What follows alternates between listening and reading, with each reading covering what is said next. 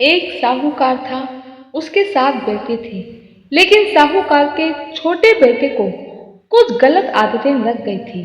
वह वेश्यागामी था। साहूकार का छोटा बेटा कोई कमाई नहीं करता था, जिसकी वजह से उसकी पत्नी कजरी अपनी जेठानियों के यहाँ घर का काम करके अपना गुजारा करती थी। उसकी पत्नी बहुत पूजा पाठ व्रत नियम वाली थी। एक दिन भादवे के महीने में सातुड़ी तीज का व्रत आया। कजरी के पास इतने पैसे नहीं थे कि वो अपने लिए एक चने का सत्तू बना पाती। वह बैठी सोच ही रही थी, तभी कजरी के पास एक 12 साल की कन्या आई और बोली, मैया तुम बहुत परेशान दिखाई दे रही हो, मुझे बताओ मैं तुम्हारे लिए कुछ कर दूं। तब कजरी बोली, बेटी आज मैंने माता पार्वती का तीज का व्रत रखा है। सभी औरतें शाम को नीम के पेड़ के पास पूजा करने आएंगे। सबके पास सुहागन का सामान होगा। लाल साड़ी पहनकर आएंगे, हाथों में मेहंदी होगी, लेकिन मेरे पास तो कुछ भी नहीं है। मैं ये सब कहाँ से लाऊं? मेरे पास तो प्रसाद बनाने के लिए चने का सत्तू भी नहीं है। तब बेटी बोली, माँ आप फिक्र मत करो, माता आपका सब काम कर देगी। तब वह अपनी सास के पास गई और सब बात बताई। तब सास बोली, तू फिक्र क्यों करती है? मैं अपनी सभी बहुओं के लिए सत्तू बनाऊंगी, तो क्या तुझे अलग रखूंगी? मैं तेरे लिए भी एक सत्तू पूजा का बना दूंगी। तू अंदर कमरे में जा, वहां लाल साड़ी रखी है, उसे पहन ले और हाथों में ये चूड़ियां भी पहन ले। आज नहीं तो कल माता मेरे बेटे को बुद्धि देगी। सभी ने तीज माता का व्रत किया, लाल साड़ी पहनी, लाल चूड़ियां, मेहंदी, 16 श्रृंगार करके सभी स्त्रियां नीम के पेड़ के पास इकट्ठा हुई। कजरी की सासू जी ने एक छोटा लड्डू उसकी पूजा के लिए भी बना दिया। शाम को तीज माता के रूप में नीमड़ी माता का विधि पूर्वक पूजन करके कहानी सुनने के बाद सत्तू का पिंडा पासने लगी। तब उसका पति वेश्या कैसे आया और बोला, किवाड़ खोल। उसने दरवाजा खोल दिया। उसका पति बैठा भी नहीं, घर में उठा पटक मचाने लगा और बोला, मुझे अभी इसी समय वेश्या के यहाँ छोड़ कर आ। तब पत्नी बोली, अभी तो आप आए हैं, कुछ देर विश्राम कर लो, खाना खा लो, उसके बाद चले जाना। तब पति बोला, मुझे तो छोड़ने जाएगी और वह भी अभी। कजरी के पास और कोई उपाय नहीं था। वह तुरंत अपने पति को लेकर उस वेश्या के यहाँ छोड़ने को तैयार हो गई। रास्ते में नीम का पेड़ आया तो उसका पति बोला, यहीं रुक जा, मुझे आराम करना है। नीम के नीचे बैठी बैठी कजरी बोली, हे तीज माता मेरी लाज रखना। वह उसे वेश्या के यहाँ छोड़ कर आई। ऐसा उसने 6 बार किया। 7वीं बार भी कजरी का पति वापस आया और बोला, चल मुझे वेश्या के यहाँ छोड़ कर आ, अब कभी वापस नहीं आऊंगा मैं। कजरी 6 बार ऐसा कर चुकी थी, लेकिन एक बार भी मुंह से उफ तक नहीं की। 7वीं बार जब पति को छोड़कर आने लगी, तब रास्ते में एक बरसाती नदी आती थी।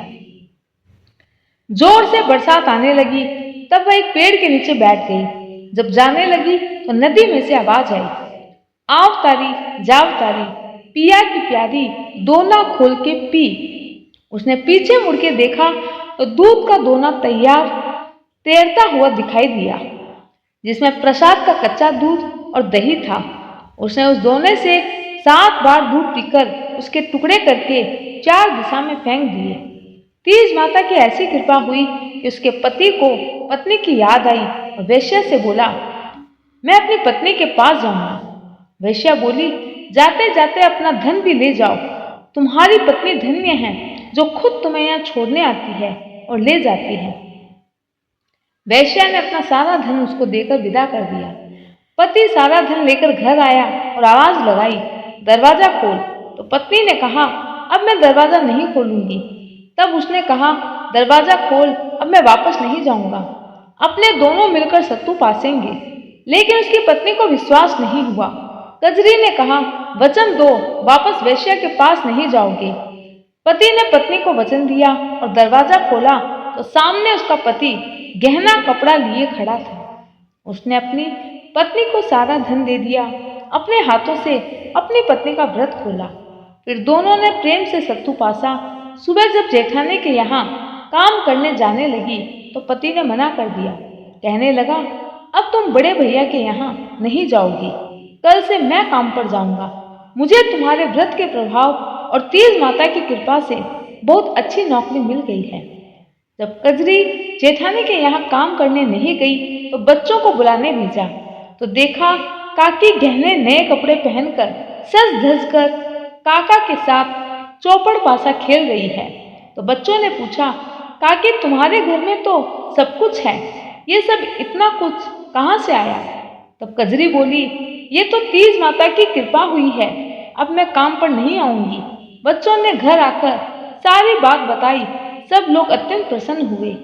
हे तीज माता, जैसे आपने साहूकार के बेटे बहू पर प्रसन्न हुई, वैसे सब पर प्रसन्न होना, सबके दुख दूर करना। तीज माता की दूसरी कहानी। एक गांव में एक गरीब ब्राह्मण रहता था। भाद्रपद महीने में सातुड़ी तीज का व्रत आया।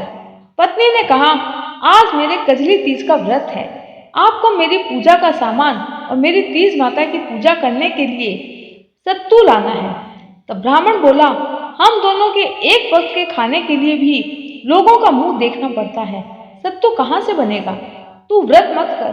तब ब्राह्मणी बोली, ये कैसी बातें कर रहे हैं, ये तो सुहागन स्त्रियों का व्रत है, ऐसे कैसे छोड़ दूं?